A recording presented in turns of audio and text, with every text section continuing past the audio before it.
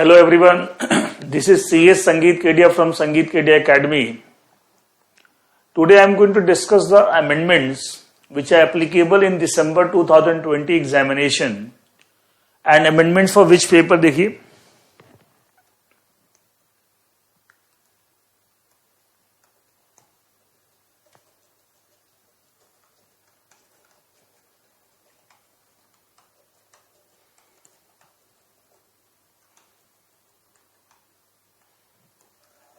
We are going to discuss the amendments for 2020 examination for the papers.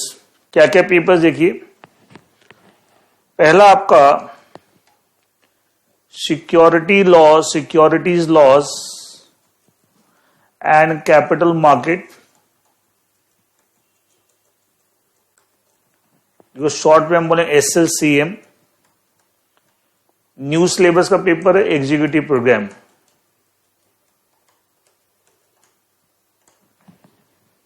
ठीक है, ये आपका एक हो गया. आपका number 2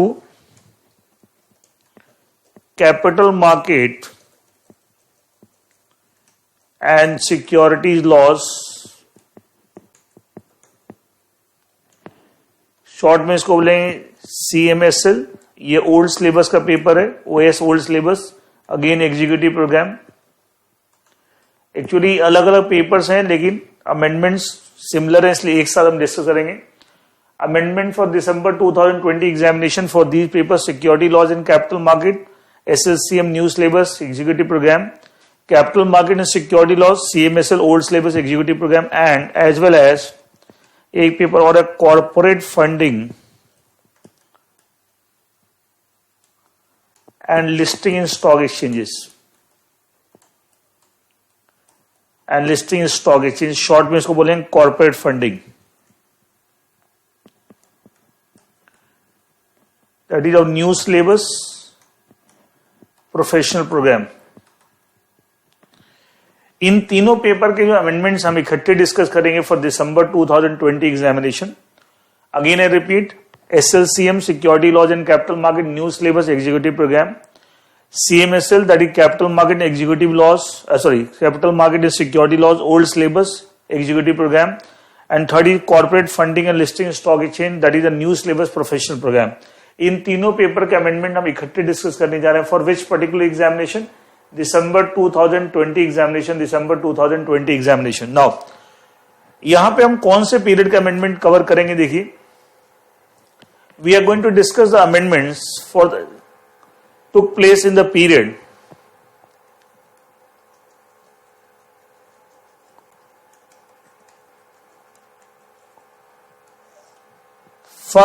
January 1 2020 to 30th June 2020. ये जो 6 महीने के जो अमेंडमेंट्स हैं, 1 जनवरी 2020 से लेकर 30 जून 2020, इस पीरियड में जो अमेंडमेंट्स हुए हैं and which are covered applicable in these three papers, that is SLCM, CMSL and corporate funding, and which is applicable for December 2020 exam. ये तो आप सबको पता होगा साहब कि जो ICSI institute of company secretaries of India की गाइडलाइंस हैं रिगार्डिंग द अमेंडमेंट्स, कि सर एग्जाम से 6 महीने पहले तक के जो अमेंडमेंट्स हैं वो एग्जाम में एप्लीकेबल होते हैं. इसका मतलब दिसंबर 2020 में जो एग्जाम होने जा रहे हैं उसमें 30 जून 2020 तक के जो भी अमेंडमेंट्स है वो एप्लीकेबल होंगे. मतलब in other words 1 July 2020 onwards, 1 जुलाई 2020 उस दिन उसके बाद जो भी अमेंडमेंट्स हो रहे हैं वो आपको दिसंबर 2020 एग्जाम में एप्लीकेबल नहीं होगा.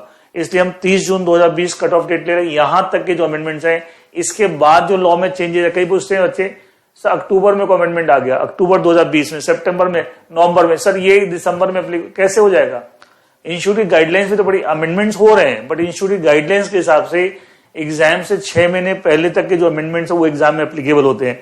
एंड इसका मतलब उस एंगल से, उस गाइडलाइंस के अकॉर्डिंगली दिसंबर 2020 एग्जामिनेशन में 30 जून 2020 तक के जो अमेंडमेंट्स है वो एप्लीकेबल होंगे. 30 जून 2020 के बाद जो चेंजेस आ रहे हैं, अमेंडमेंट्स आ रहे हैं, वो आपके दिसंबर 2020 एग्जाम में एप्लीकेबल नहीं होंगे. ठीक है, इज दैट क्लियर?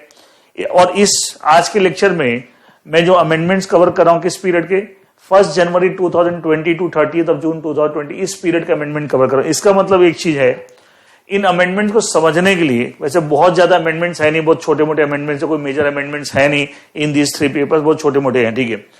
एंड इसका मतलब एक एजम्पशन हम यहां पे लेके चल रहे हैं कि आप 31 दिसंबर 2019 तक के अपडेटेड हैं आप, यहां तक कि आपके पास अपडेटेड नोट्स भी हैं, अपडेटेड लेक्चर्स भी हैं।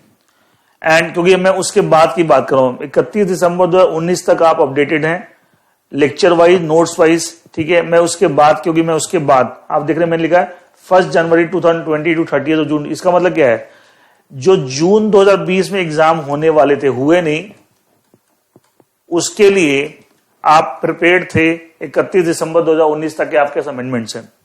अगर कोई बच्चा अगर अपडेटेड, अगर ये एजम्पशन हम लिखे, अगर आप यहां तक अपडेटेड नहीं है, तो हमने 1 जुलाई 2019 टू 31 दिसंबर 2019 इस पीरियड के अमेंडमेंट के लेक्चर सभी सब्जेक्ट्स के, और इस पीरियड के अमेंडमेंट के लेक्चर और इस पीरियड के अमेंडमेंट के नोट्स हमारी वेबसाइट sangeetkedia.academy.com, sangeetkedia.academy.com, उस पर डले हुए हैं। एंड ये फ्री लेक्चर हैं, फ्री नोट्स हैं, कोई भी इनको डाउनलोड कर सकता है, ठीक है।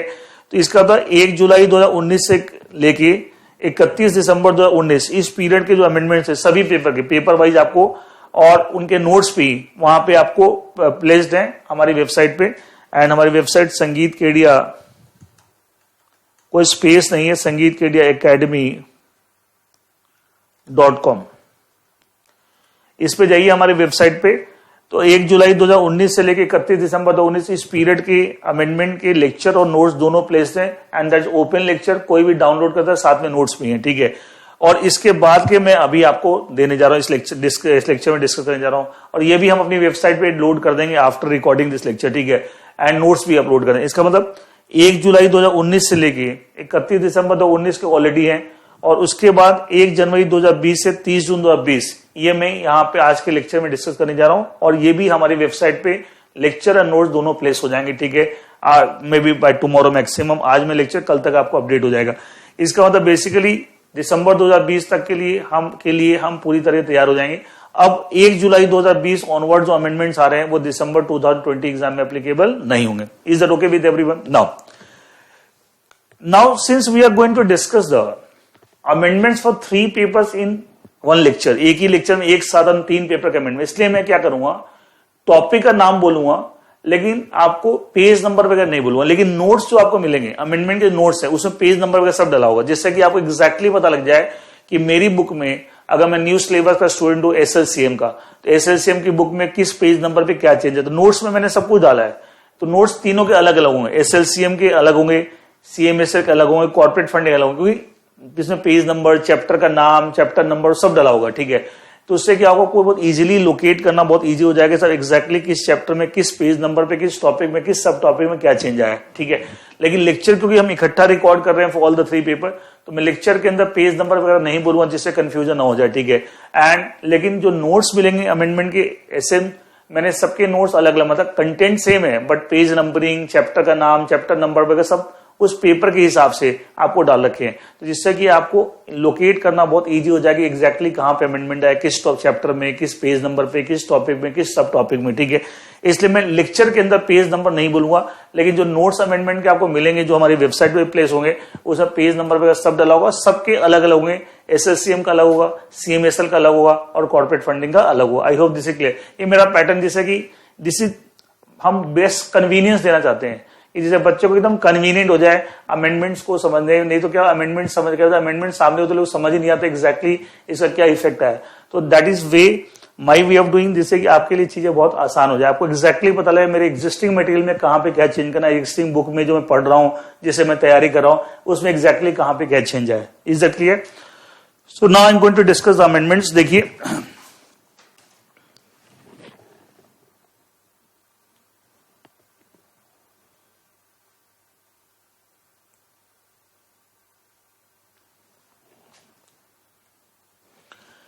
सबसे पहला जो आपका अमेंडमेंट है, जो आपका in the topic SEBI ICDR regulations,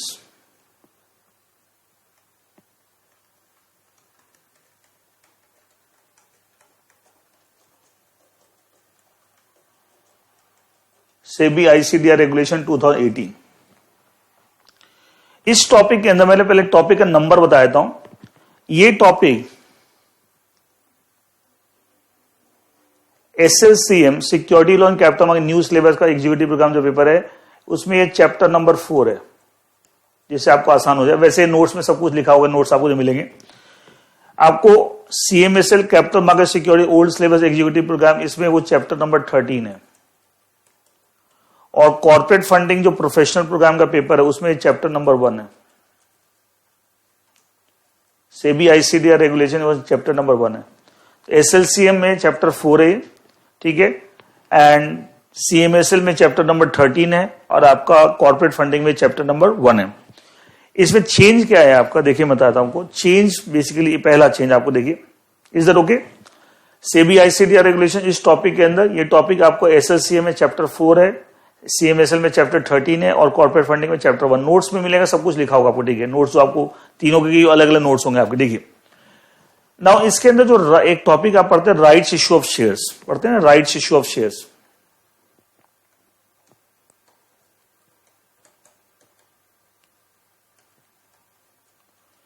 इस टॉपिक के अंदर लास्ट में एक नया सब टॉपिक ऐड हो गया है, मैं जो है आपको, और वो आपके नोट्स में मिल जाएगा। वो क्या है, अ न्यू सब topic in this topic rights issue shares under this top chapter SEBI ICDR regulations. इसमें एक topic rights issue of shares, उसमें एक नया सब टॉपिक ऐड हो गया। ये आपका चैप्टर है, एक नया सब टॉपिक ऐड हो गया, एंड वो क्या है देखिए, डीमेटलाइज्ड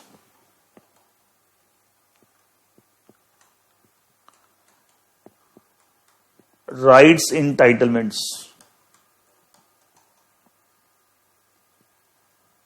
राइट्स इंटाइटलमेंट्स को शॉर्ट में, इस राइट्स इंटाइटलमेंट को हम शॉर्ट में REs बोलेंगे, RE और small s, RE, R capital, E capital, small s। Rights entitlement को शॉर्ट में REs, ऐसे R कैपिटल, E कैपिटल, S स्मॉल।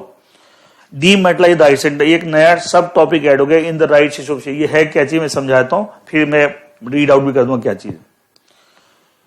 ये क्या टॉपिक है, देखिए क्या ये इंट्रोड्यूस हुआ है।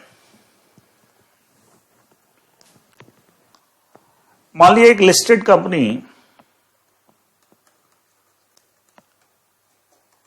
राइट्स इश्यू ऑफ शेयर ला रही है,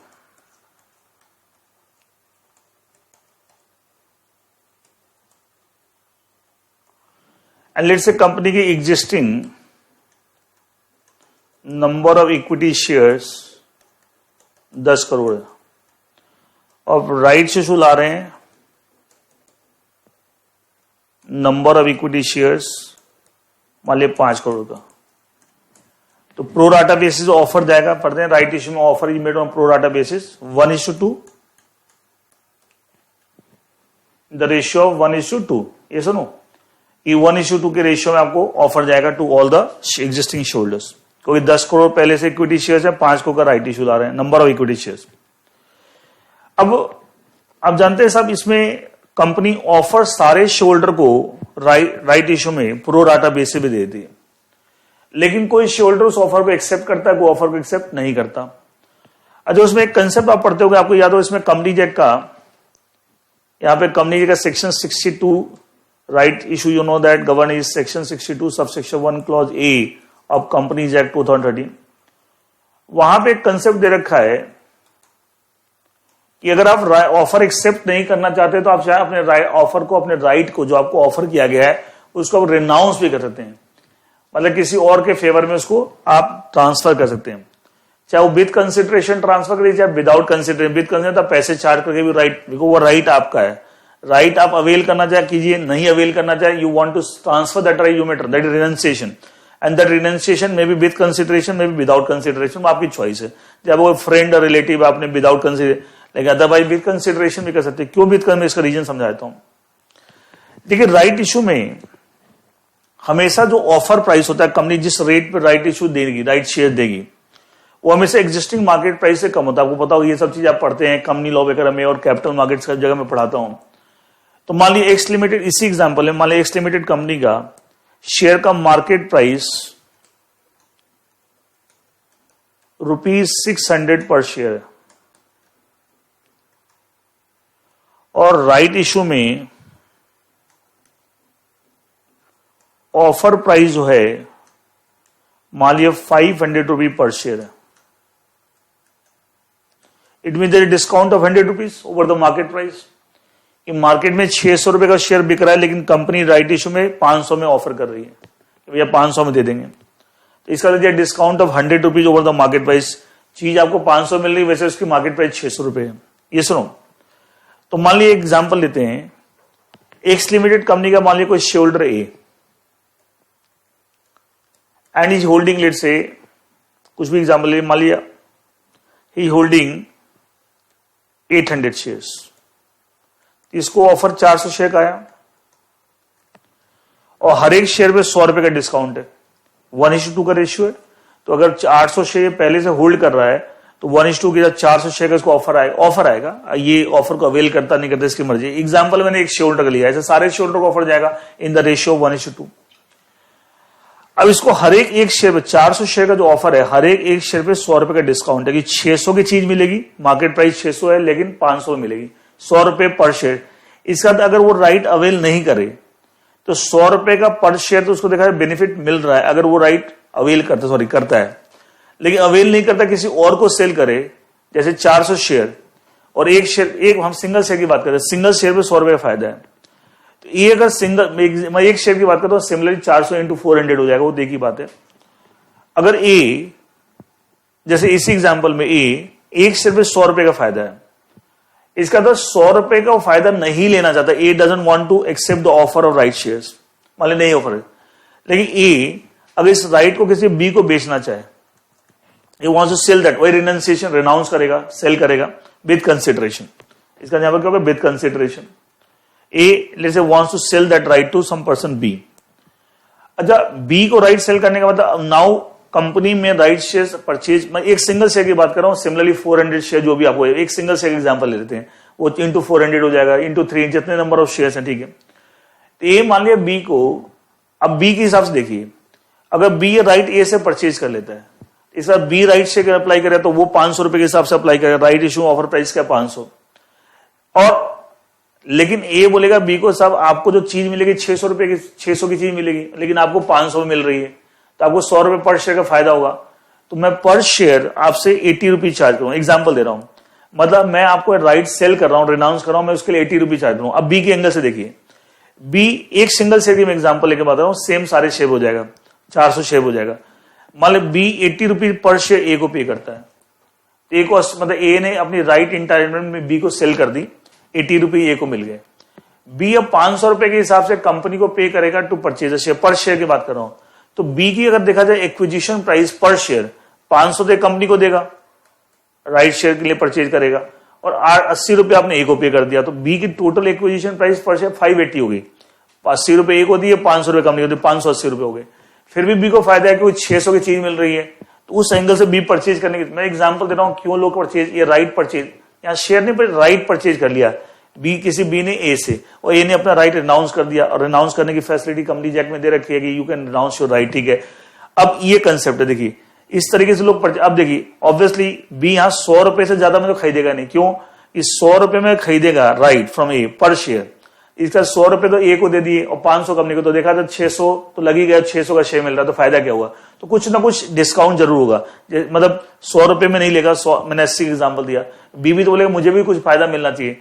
ए देख रहा है कि मेरे को ये राइट अवेल नहीं करना, लेकिन मैं राइट की इंटाइटलमेंट को सेल करके ₹80 पर शेयर तो कमा सकता हूं, ठीक है, ₹80 पर शेयर कमा सकता हूं, दैट इज द आइडिया, ठीक है, by renouncing my right in favour of some other person B. तो ये कंसेप्ट आप देखिए आपको।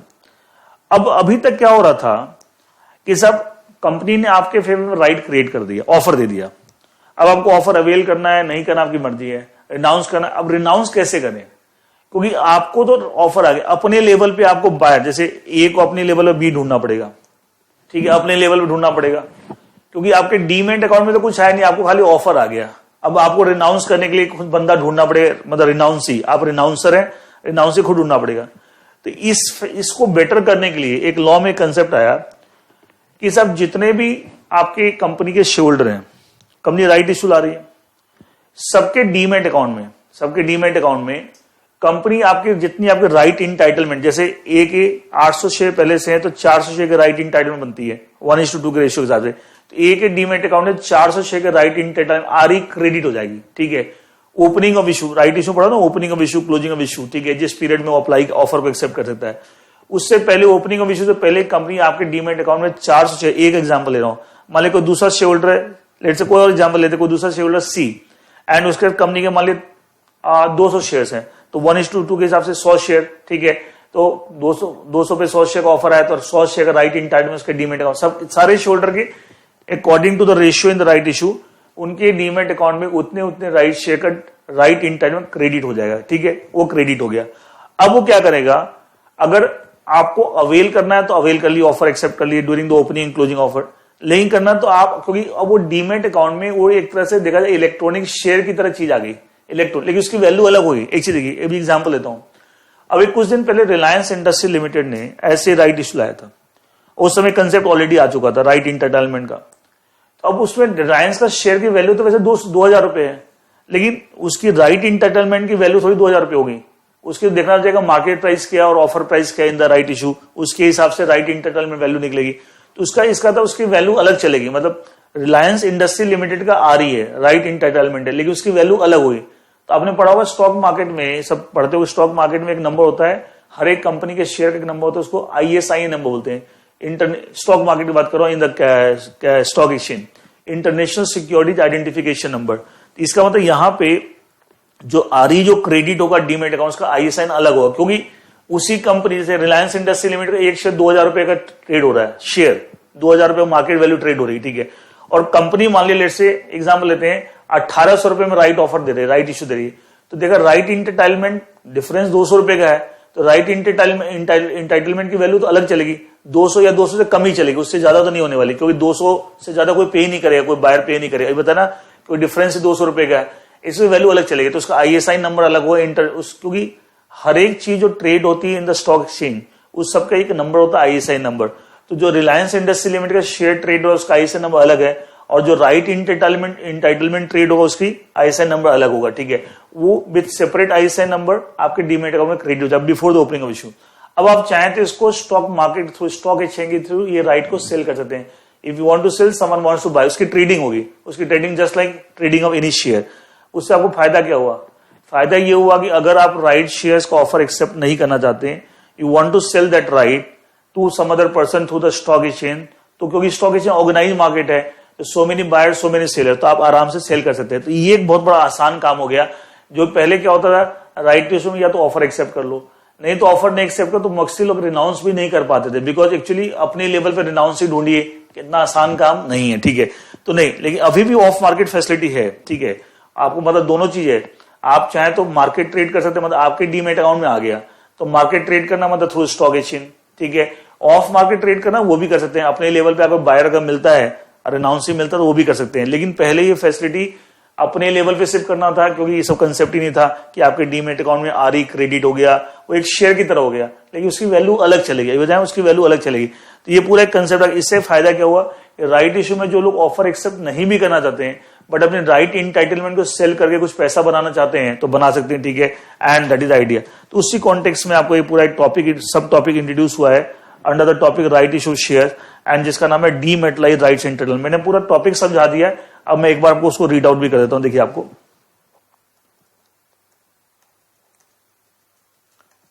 डीमेटलाइज राइट्स इंटाइटलमेंट्स, और इसको शॉर्ट में बोलते हैं आरईस, राइट इंटाइटलमेंट को बोलते हैं शॉर्ट में R capital E capital S small. देखिए, मैं इसको पूरा रीड आउट करता हूं। Following are the important provision this regard in the late, you know the right issue में कंपनी का लेटर ऑफर होता है, और कंपनी जो भेजती है सारे शोल्डर को एब्रीज का शॉर्टर वर्जन, भले लेटर ऑफर बनता है, इसका शॉर्टर वर्जन सारे शोल्डर को भेजा जाता है।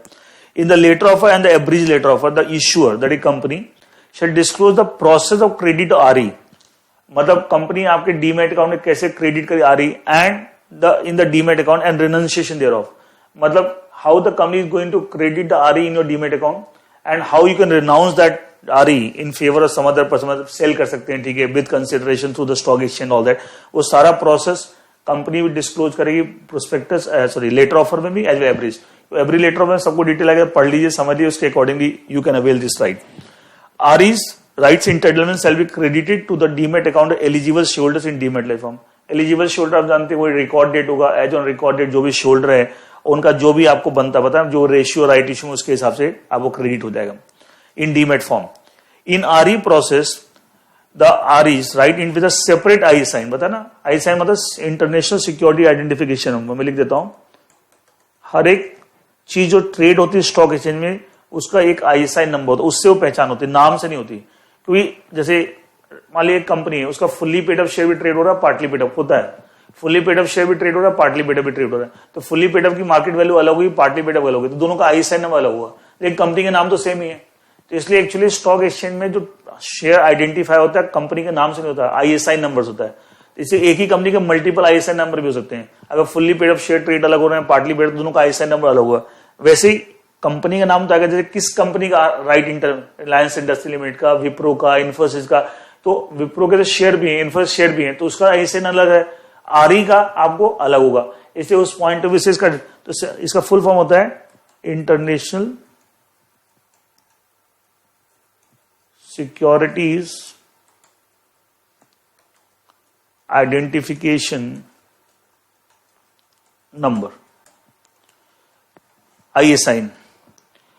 इन RE process the REs right entitlement separate ISIN, separate means जो कंपनी के शेयर का ISIN है उससे अलग, shall be credited to demat account of the share holder before the issue date opening of the issue. क्योंकि opening of issue दिन से तो ट्रेड होना स्टार्ट, मतलब बेसिकली आप या तो ऑफर एक्सेप्ट कर लें या आप वो आरई किसी और को सेल कर देंगे थ्रू द स्टॉक एक्सचेंज या ऑफ मार्केट, फिर वो बंदा उसके बेस अप्लाई करेगा। क्योंकि आप जिसको सेल करेंगे, जब ए ने बी को सेल कर दिया तो नाउ बी विल अप्लाई, तो अप्लाई कब करते हैं, between opening and closing of issue.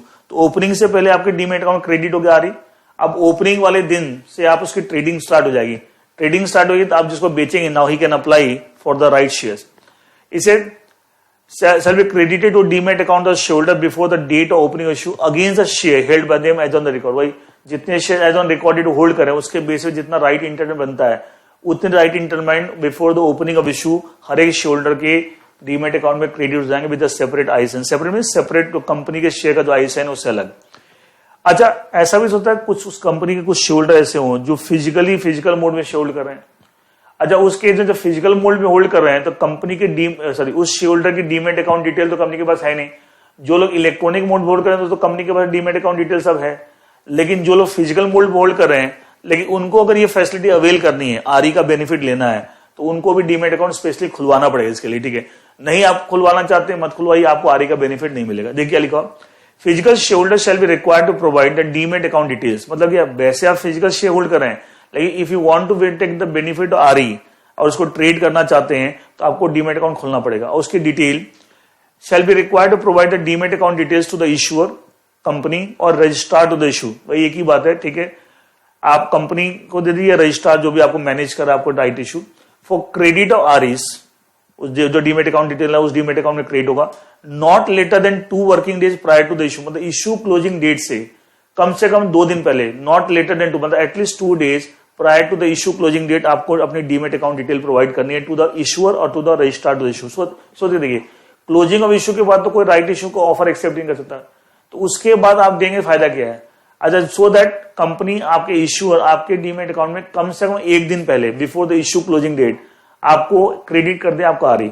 लिखा ना such that the credit RE in the demat account takes place at least 1 day before the issue closing date. क्योंकि इशू क्लोजिंग डेट के बाद कोई ऑफर एक्सेप्ट नहीं कर सकता, तो एटलीस्ट 1 दिन पहले आप 2 दिन पहले डीमेट अकाउंट डिटेल दे दीजिए। कंपनी कम से 1 दिन पहले before the issue closing date आपको क्रेडिट कर दे so that you can renounce that, you can sell that, and जिसको आप सेल करेंगे जो बायर होगा वो उसके बेसिस पे राइट इशू को ऑफर एक्सेप्ट कर सकता है, क्योंकि क्लोजिंग ऑफ इशू के बाद तो एक्सेप्ट ही नहीं कर सकता।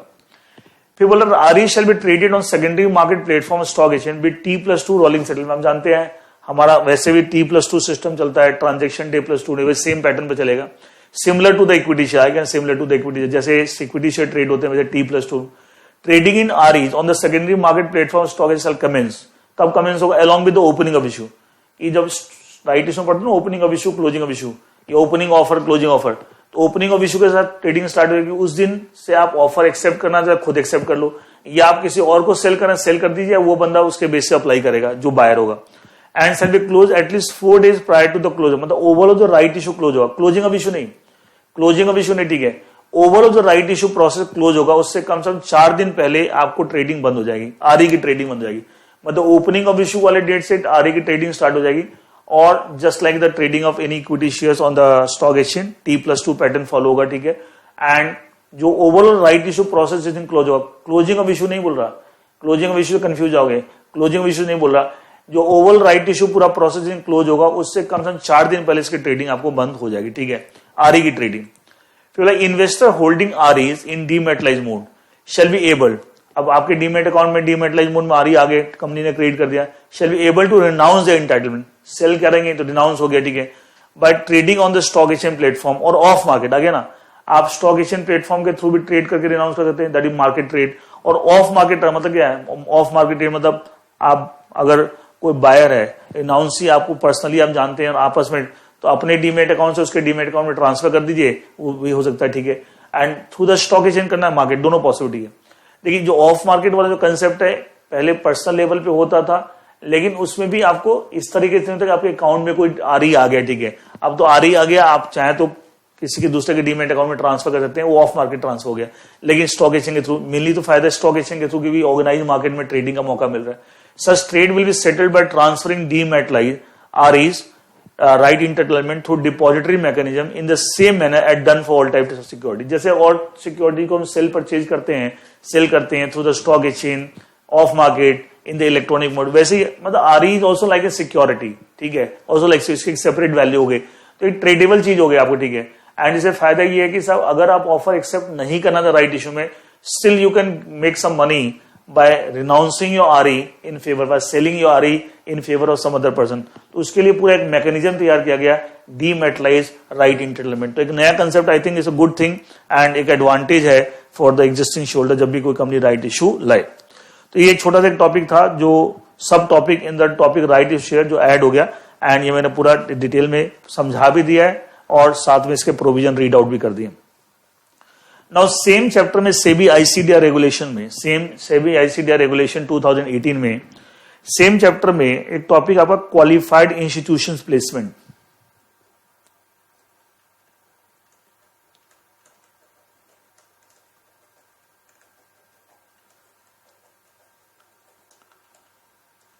क्वालिफाइड इंस्टीट्यूशन प्लेसमेंट, इसमें एक टॉपिक इधर का, who can issue the securities, eligibility conditions, regulation 172।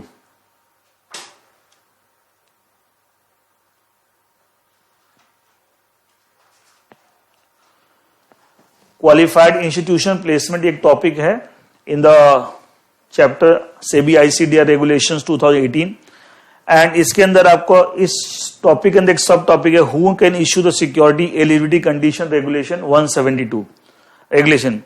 इस टॉपिक का जो लास्ट पैराग्राफ है जहां ये टॉपिक खत्म हो रहा है, उस लास्ट पैराग्राफ को मैं रीड आउट कर रहा हूं जो ऑलरेडी आपके बुक में है।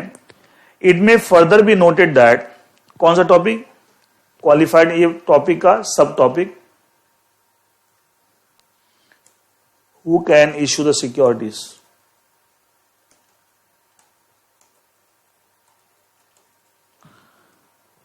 एलिजिबिलिटी कंडीशंस,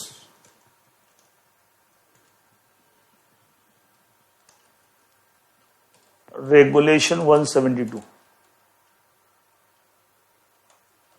इसका last para,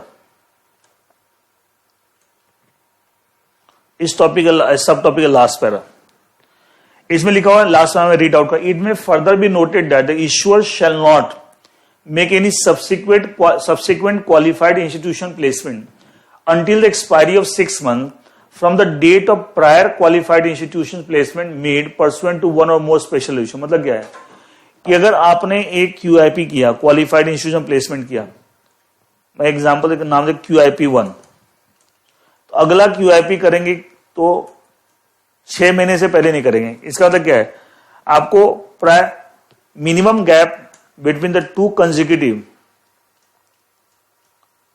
QIPs has to be 6 months, ये था। मतलब आपने अगर एक QIP किया है तो अगले 6 महीने तक आप, ठीक है, shall not subsequent until the expiry of 6 months, जब तक पहले वाले QIP से 6 महीने बीते नहीं उससे पहले आप दूसरा QIP नहीं, मतलब minimum gap has to 6 month.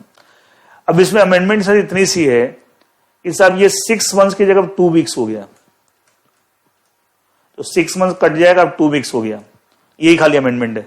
इसका मतलब इन the topic in the chapter SEBI ICDR regulation 2018, उस टॉपिक के अंदर, सॉरी उस चैप्टर के अंदर टॉपिक क्वालिफाइड इंस्टीट्यूशन प्लेसमेंट, उस टॉपिक के अंदर सब topic who can issue the security eligibility condition से रेगुलेशन 172, उसके लास्ट पैरा में जो आपको 6 मंथ्स है उसको डिलीट करके उसकी जगह 2 वीक्स करना है। इसका इन अदर वर्ड्स पहले 2 कंसेक्यूटिव QIPs के बीच में मिनिमम गैप 6 महीने का रिक्वायरमेंट थी, अब क्या हो गया, between the 2 consecutive QIPs the minimum gap requirement have reduced from 6 months to 2 weeks.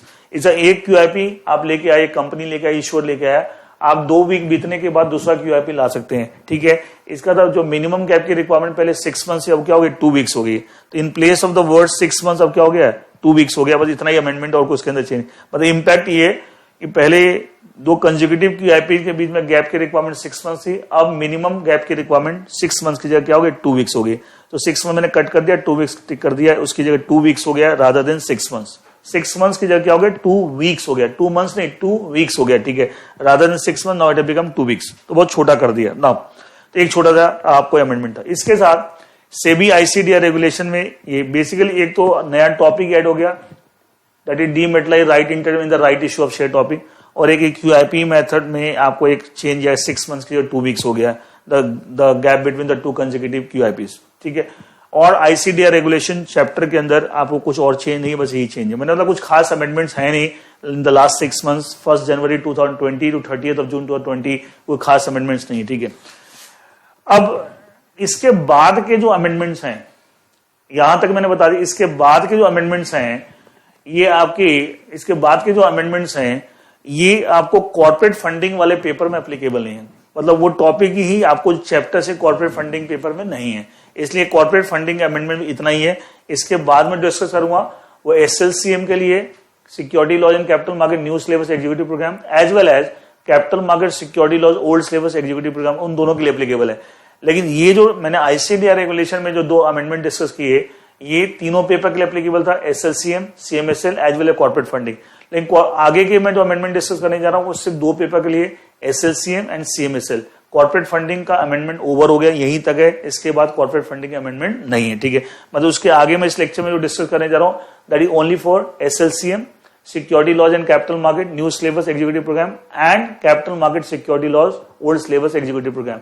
Corporate funding से पे एप्लीकेबल, क्योंकि वो टॉपिक्स ही कॉर्पोरेट फंडिंग के पेपर में नहीं है जो मैं आगे इस लेक्चर में डिस्कस करने जा रहा हूं। Is that okay?